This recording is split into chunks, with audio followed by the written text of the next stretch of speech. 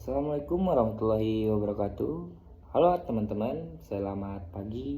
Coba bayangkan di situasi pagi hari ini yang tenang, Anda jika membuka grup WhatsApp keluarga tiba-tiba dapat pesan masuk dengan huruf kapital semua. Diawali dengan kata sebarkan informasi atau langsung sebarkan ke informasi grup sebelah yang isinya menggambarkan tentang bahaya medis tertentu, bencana, dan segala macam. Apa reaksi Anda pertama kali? Apakah Anda langsung panik atau langsung membagikan ke grup lain? Baik. Sebelum lebih jauh, perkenalkan nama saya Seni Mido Permana. Saya mahasiswa Prodi Teknik Informatika angkatan 2023 kelas G. Di sini saya akan menjelaskan bahwasannya apa itu hoax. Nah, untuk hoax bukan sekedar dari tulisan palsu yang numpang lewat di media sosial.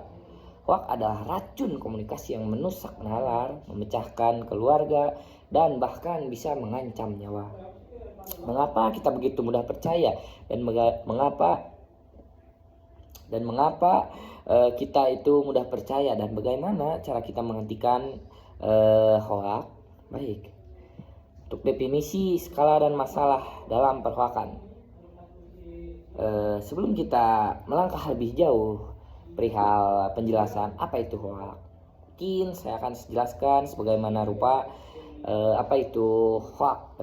Hoax adalah informasi yang direkayasa sedemikian rupa untuk menutupi informasi yang sebenarnya dan tujuan memanipulasi opini publik.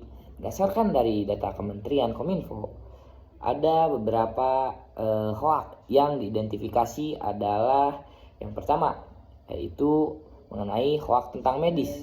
Untuk yang kedua yaitu mengenai hoax seputar politik. Yang ketiga yaitu penipuan online. Nah, mengapa isu ini sangat relevan untuk kita bahas di ranah teknik informatika? Karena kan mungkin penyebaran yang ada pada tahap hoax ini berada di lingkungan informasi. Karena kan mungkin media informasi ini bersinggungan dengan prodi saya, yaitu prodi teknik informatika. Nah, baik, selanjutnya secara psikologis hoax dirancang untuk menyasar emosi dalam manusia, baik itu rasa takut, rasa cemas, rasa iba, atau kemarahan. Ketika emosi kita terpelatuk atau rasionalis kita menurun. Untuk fenomena psikologis tersebut bisa disebut dengan bias. Kita cenderung langsung mempercayai bahwasannya suatu informasi tersebut mendukung keyakinan atau ketakutan yang sudah kita miliki sebelumnya, tanpa peduli informasi valid atau tidak. Untuk bukti, contoh contoh kasus yang terkini, mungkin dekat-dekat ini hoax, kita akan mengambil salah satu fenomena yang terjadi beberapa tahun atau bulan ke belakang, yaitu pandemi yang melanda. Nah, isu-isu kesehatan global meluncak. Begitu banyak hoax tentang obat-obatan palsu atau konspirasi teknologi yang disebarkan. Akibat apa? Masyarakat menolak pengobatan yang valid, sebagaimana meminum ramuan berbahaya, berbekal info WhatsApp, hingga berujung kepada korban jiwa. Nah, untuk contoh yang lebih sederhana mungkin berada pada kasus penipuan. Ya, penipuan itu banyak untuk kasusnya. Yang pertama, sering ada iming-iming giveaway atau perubahan tarif bank yang mencatut nama institusi besar. Berapa banyak orang tua atau kerabat kita yang saldo rekeningnya habis terkuras, yang hanya mengklik sebuah link palsu yang disebarkan lewat pesan berantai. Ini membuktikan bahwa dampak hoax itu lagi bersifat virtual, tapi nyata dan merugikan secara materi dan fisik. Selanjutnya, kita akan membahas ke kualitas pesan persuasif, dampak pada hubungan antar personal. Sebagai mahasiswa informatika, kita tahu sebagaimana sistem algoritma bekerja. Algoritma adalah media sosial yang dirancang untuk memberikan apa yang ingin kita buka. bukan apa yang benar secara fakta. Ini menciptakan echo chamber atau ruang gema, di mana kita hanya mendapatkan opini yang seragam. Secara komunikasi antar personal, hoak menghancurkan truth atau saya percaya. Berapa banyak yang dari kita menghubungkan pertemanan, meregangnya atau grup keluarga menjadi medan perang argumen hanya karena perdebatan informasi yang hoaks. Komunikasi yang sehat dibangun atas kejujuran. Kita hoak masuk komunikasi interpersonal, kita menjadi toksik.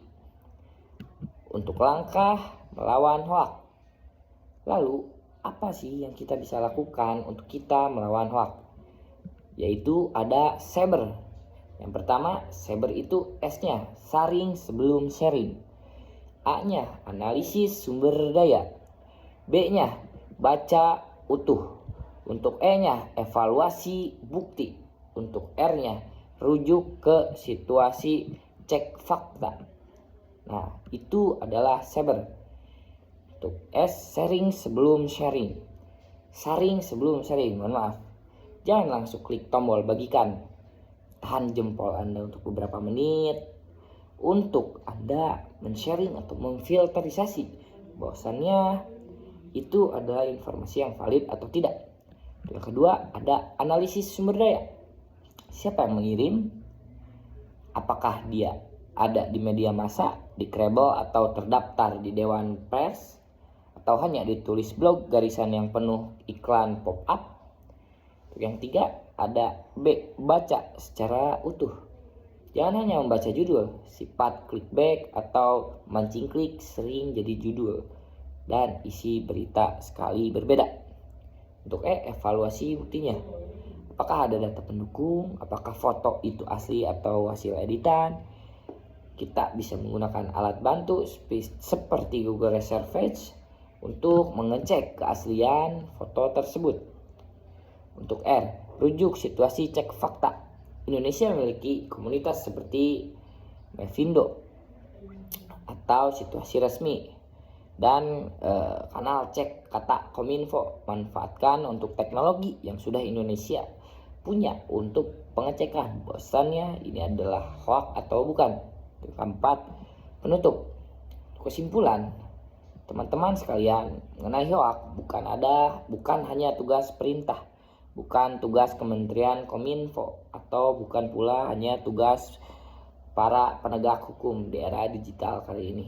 Kita adalah barisan pertahanan pertama. Setiap jempol kita menentukan apakah sebuah kebohongan akan berhenti kita atau terus menjalar merusak orang lain.